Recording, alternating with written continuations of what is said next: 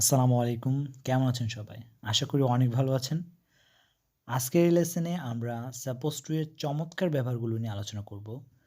আশা করি লেসনটি আপনাদের জন্য খুবই হেল্পফুল হবে এবং বিশেষ করে যারা বিগিনার রয়েছেন। So let's begin the lesson. প্রথমেই আমরা আলোচনা করব সাপোজ টু ব্যবহার করে আমরা কিভাবে কোনো কিছু হওয়ার কথা বা আমাদের কোনো কাজ করার কথা ইত্যাদি বর্ণনা করব। For example, I am supposed to go to school. আমার স্কুলে যাওয়ার কথা। You are supposed to meet Mr. Iqbal. তোমার মিস্টার ইকবালের সাথে দেখা করার কথা। সেন্টেন্সটিতে সেন্টেন্সটিতে কিন্তু কাউকে মনে করিয়ে দেওয়া হচ্ছে যে তার মিস্টার ইকবালের সাথে দেখা করার কথা। আপনারাও কাউকে কোনো কাজের কথা মনে করিয়ে দিতে এভাবে সাপোজ টু ব্যবহার করে ইংরেজিতে সেন্টেন্স গঠন করতে পারেন। Number 3, he is suppose to keep this news secret. তার এই খবর গোপন রাখার কথা। হয়তো কেউ কোনো সিক্রেট নিউজ ফাঁস করে দিয়েছে বা কাউকে বলে দিয়েছে। সো আপনি ব্যাপারটা জানার পর তার উদ্দেশ্যে বললেন, he is suppose to keep this news secret. তার এ কথা গোপন রাখার কথা, বাট সে বলে দিয়েছে। ওকে, আমরা শিখলাম যে কোনো কিছু হওয়া বা কোনো কাজ করার কথা আমরা কিভাবে সাপোজ টু ব্যবহার করে বলবো। এখন আমরা আলোচনা করব যে কোনো কাজ হওয়ার কথা না বা কোনো কাজ করার কথা না এমন সেন্টেন্স আমরা কিভাবে সাপোজ টু ব্যবহার করে প্রকাশ করব বা গঠন করব। অর্থাৎ আপনারা বলতে পারেন যে আমরা নেগেটিভ সেন্টেন্স কিভাবে গঠন করব। For example, he is not suppose to be happy. তার খুশি হওয়ার কথা না। হয়তোবা এমন কোনো ইভেন্ট হয়েছে অথবা এমন কোনো কারণ আছে যে কারণে কারো খুশি হওয়ার কথা না, সেটা আপনি জানেন, তো তার উদ্দেশ্যে আপনি সেটা বলতে পারেন। আপনারা লক্ষ্য করুন, নেগেটিভ সেন্টেন্স অর্থাৎ নাবোধক সেন্টেন্স গঠনে কিন্তু আমরা জাস্ট সাপোজ টু এর আগে নট বসিয়ে দিয়েছি, যার অর্থ দাঁড়িয়েছে তার খুশি হওয়ার কথা না।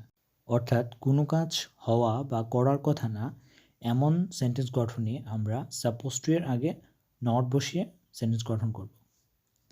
Number 2, you are not suppose to be here. তোমার এখানে থাকার কথা না।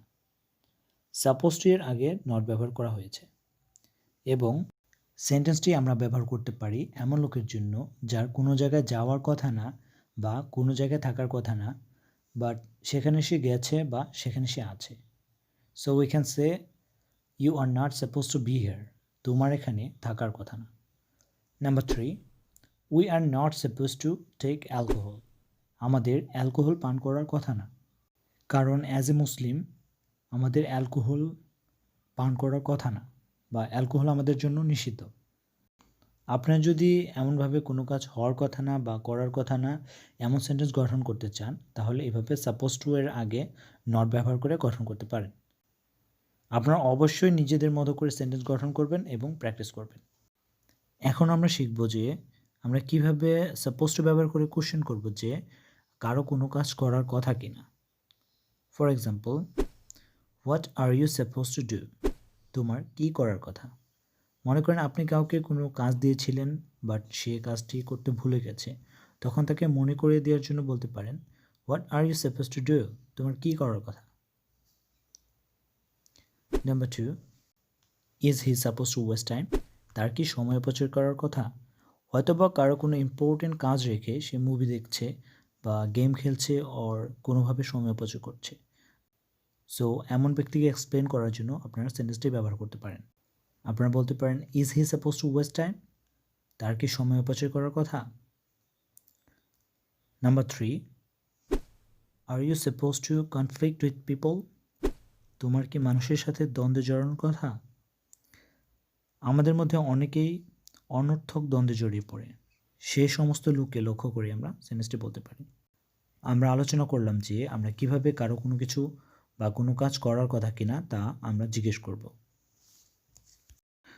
আমরা এখন দেখব যে আমাদের অতীতে কোনো কাজ করার কথা ছিল তা আমরা কিভাবে সাপোজ টু ব্যবহার করে বর্ণনা করতে পারি। For example, I was suppose to drink water. আমার পানি পান করার কথা ছিল। সেন্টেন্সটিতে সাপোজ টু এর আগে আমরা ওয়াজ ব্যবহার করেছি বাকি সেন্টেন্স স্ট্রাকচার আগের মতো রয়েছে। সো পাস্ট বা অতীতকাল প্রকাশে আমরা সাপোজ টু এর আগে ওয়াজ বা ওয়ের ব্যবহার করব। You were suppose to call me, তোমার আমাকে ফোন করার কথা ছিল। Or you were suppose to give my money back, তোমার আমার টাকা ফেরত দেওয়ার কথা ছিল। সো এভাবে সাপোজ টু ব্যবহার করে আমরা কাউকে মনে করে দিতে পারি যে তার কোনো কাজ করার কথা ছিল। নাও কোনো কাজ করার কথা ছিল না বা কোনো কাজ হওয়ার কথা ছিল না, দ্যাট মিন্স নেগেটিভ সেন্টেন্স প্রকাশে আমরা কীভাবে সাপোজ টু ব্যবহার করব। For example, I was not suppose to be here, আমার এখানে থাকার কথা ছিল না। এখানে জাস্ট আমরা সাপোজ টু এর আগে ওয়াজ নট ব্যবহার করেছি। সো কোনো কাজ হওয়ার কথা ছিল না বা করার কথা ছিল না এমন উক্তি প্রকাশে আমরা সাপোজ টু এর আগে ওয়াজ নট বা ওয়ার নট ব্যবহার করতে পারি। আরও এক্সাম্পল যদি আমরা দেখি, he was not suppose to call you, তার তোমাকে কল করার কথা ছিল না। আমরা আরও বলতে পারি, they were not suppose to break rules, তাদের নিয়ম ভঙ্গ করার কথা ছিল না।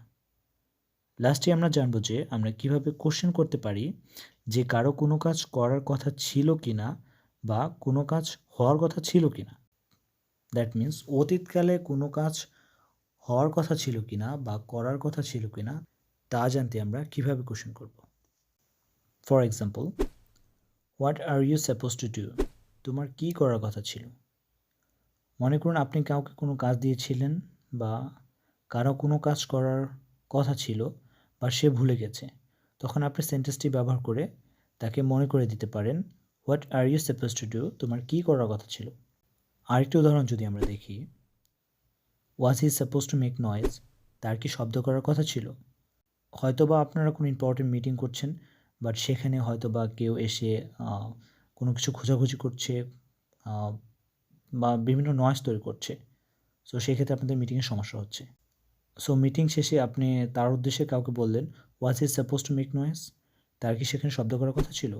Number 3, were they suppose to leave before me, তাদের কি আমার পূর্বে যাওয়ার কথা ছিল। সো এই ছিল আজকের lesson. If you like the lesson, please subscribe the channel and stay connected.